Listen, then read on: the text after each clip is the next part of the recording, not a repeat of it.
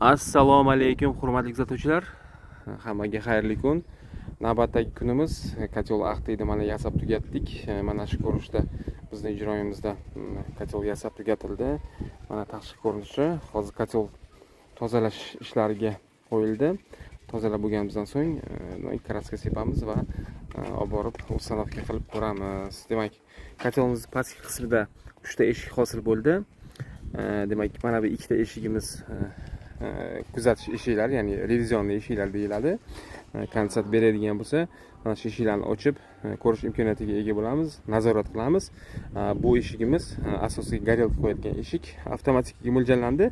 Oddiy горелка ham qo'ysa bo'ladi. Shu sabab hozircha demak qopqoq qo'yib qo'ydik. Avtomatik qo'yadigan bo'lsak, qopqoqda olib tayyorlagan holatda avtomatik горелкani o'rnatamiz. Terma datchik uchun joy qo'ydik. Kotel ichidagi haroratni kuzatib turish uchun podacha orqa tarafdan tushdi. Xo'p, mo'rimiz 114 mm dagi turbadan mo'r sifatida foydalandik. Zaklopkalar qo'yilgan kotelimiz har tarafidan tushib ketmasligi uchun mana bu orqa tarafdan ko'rinishi, yonbosh tarafdan ko'rinishi. Xo'p, videomizni birinchi marta ko'rib turgan demak kuzatuvchilar uchun tushuncha kiritamiz. Bu kotelimiz orqa tarafdan ko'rinishi, ichki holatini mana rasm chizilgan. Kotelda 21 dona teplobmenik mana shu ko'rinishda terilgan. Mana bu yerda vodяной rubashkalar qo'yilgan. Mana bu joygacha, bu tarafda ham shu yuqorida mana shu qismgacha tugatilgan. Keyin yana mana orada masofa qoldirilgan holatda yana teplobmenik qo'yilgan, rubashka ko'rinishda mana shunday aylanib keladi va mana shu joyda to'xtaydi va kotelimizni yuza qismida mana shu 3 sm qalinlikda rubashka bor.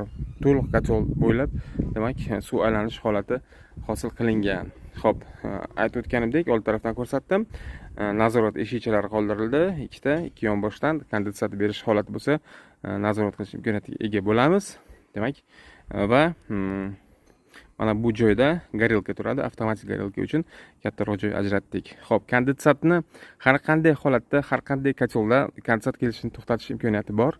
Demak, bizni kuzatib borayotgan ustalarimiz uchun bu haqida aniq ma'lumot beramiz, lekin ba'zi ustalarimiz bor, 100% kondensat beradi degan holat bo'yicha tushuncha berishyapti.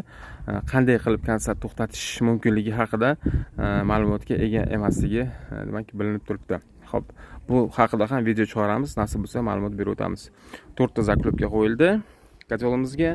Issiqlik harakati, demak mana bu yerdan горелка yonadi, issiqlik yo'nalish oladi yuqoriga, aylanma harakat bilan mana bunday ikki taraflama xuddi shu holat bilan keladi, mo'rdan chiqib